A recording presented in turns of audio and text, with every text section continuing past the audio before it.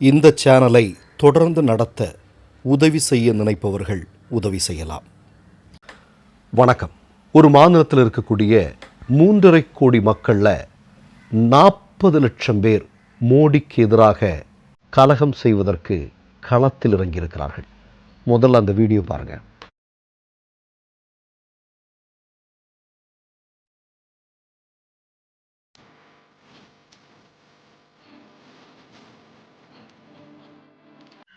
ஆர்எஸ்எஸ்னுடைய சோதனை கூடாரமாக மாற்றியமைக்கப்பட்ட மாநிலங்களில் மிக முக்கியமானது அசாம் இல்லையா?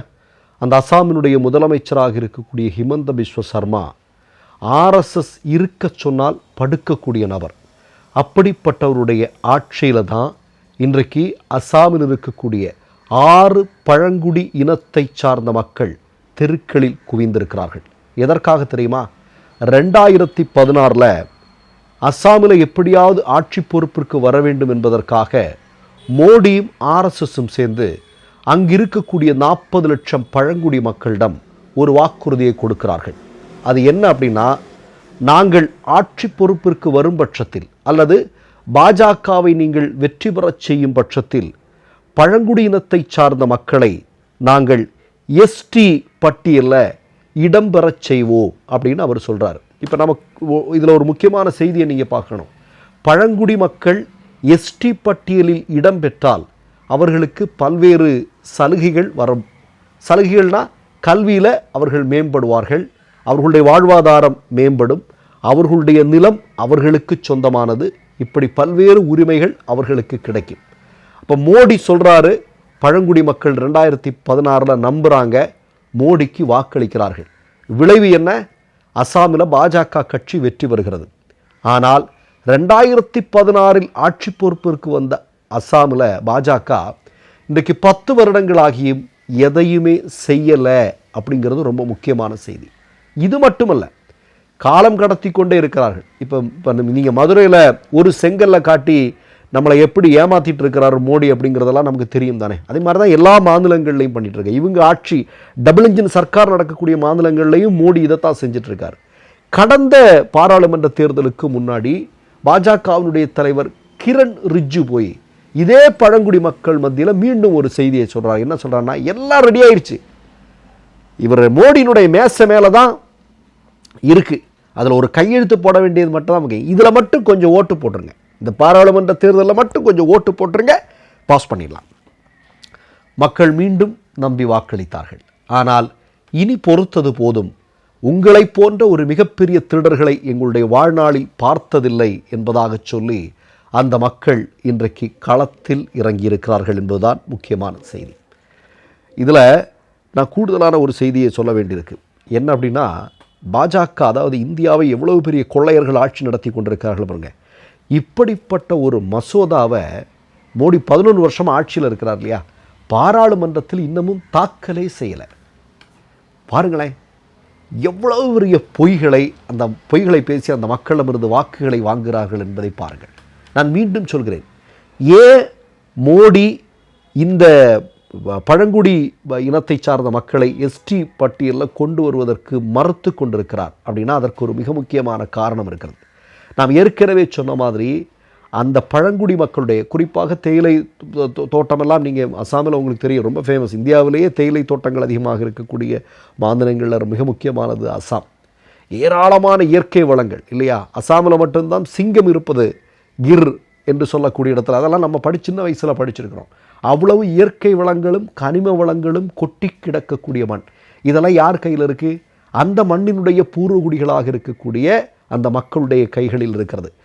இருந்தாலும் இப்போ என்ன அப்படின்னா, இந்த எஸ்டி பட்டியலில் இவர்களை சேர்க்காதது வரைக்கும் இந்த நிலங்களையும் இயற்கை வளங்களையும் மோடியும் அமித்ஷாவும் சேர்ந்து அதானிக்கு கொள்ளையடிப்பதற்காக தாரை வார்க்கலாம். ஏன்னா கொள்ளையடிப்பதற்கு தாரை வார்த்தாதான் எம்எல்ஏக்களை விலைக்கு வாங்குவதற்கு, இங்கே எலெக்ஷன் கமிஷனை விலைக்கு வாங்குறதுக்கான பல்வேறு வேலைகளை செய்கிறதுக்கான பணம் வரும் இல்லையா? 1000 கோடிக்கு ஆர்எஸ்எஸ்க்கு கட்டிடம் கட்டுவதற்கெல்லாம் பணம் வேணும் இல்லையா?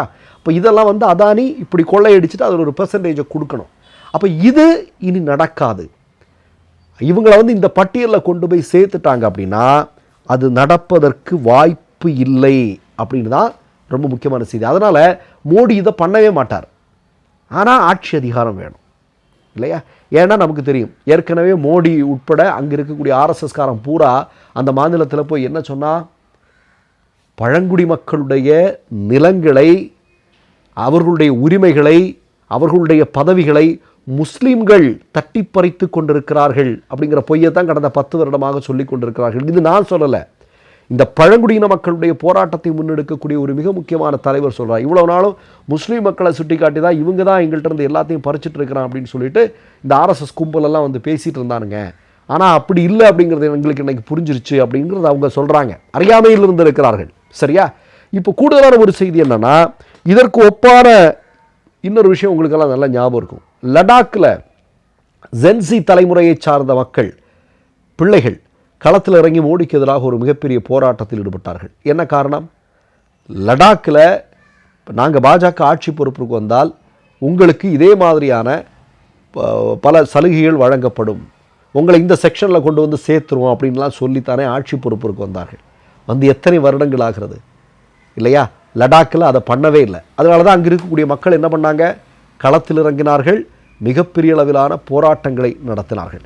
இப்போது அஸ்ஸாமில் மோடிக்கு எதிராக, பாஜகவிற்கு எதிராக, ஆர்எஸ்எஸ்க்கு எதிராக மக்கள் களத்தில் இறங்கியிருக்கிறார்கள் என்பதை அவங்க பாருங்களேன். இந்த பாஜக ஆட்சி நடக்கக்கூடிய மணிப்பூர், வடகிழக்கு மாநிலங்கள் எல்லாம் எந்த காலத்திலும் இல்லாத அளவிற்கான பதட்டம் பாஜக வந்ததற்கு பிறகு அங்கே இருக்கிறது அப்படிங்கிறத பார்க்கணும்.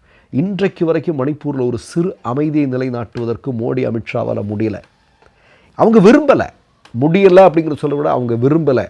ஏன்னா இந்தியாவுடைய இயற்கை வளங்களை கொள்ளையடிப்பதற்காக இவர்கள் காத்து கொண்டிருக்கிறார்கள், தாரை வார்ப்பதற்காக காத்து கொண்டிருக்கிறார்கள்.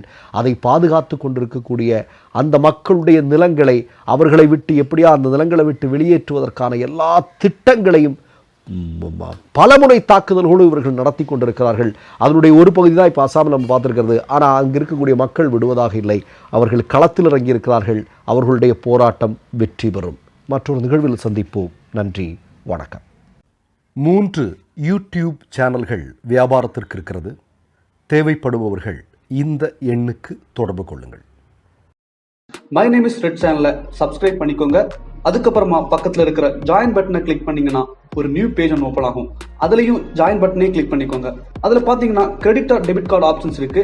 இதில் உங்களுக்கு விசா, மாஸ்டர் கார்டு, ரிப்பே அப்படின்னு 3 ஆப்ஷன்ஸ் கொடுத்துருக்காங்க.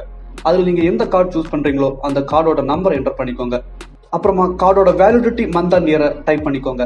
அடுத்தபடியா உங்க கார்டோட பின்னால சிவிசி கோடுன்னு சொல்லிட்டு 3 நம்பர்ஸ் கொடுத்துருப்பாங்க. அந்த நம்பரை இதில் என்டர் பண்ணிக்கோங்க. அப்புறமா அட்ரஸ் அண்ட் இன்ஃபர்மேஷன் என்டர் பண்ணிட்டு பைங்கிற பட்டனை கிளிக் பண்ணிக்கோங்க. ஒருவேளை உங்க கார்டு நம்பர் இன்வாலிட்னு காமிச்சிச்சுன்னா உங்க கார்டுல இன்டர்நேஷனல் யூசேஜை எனேபிள் பண்ணுங்க.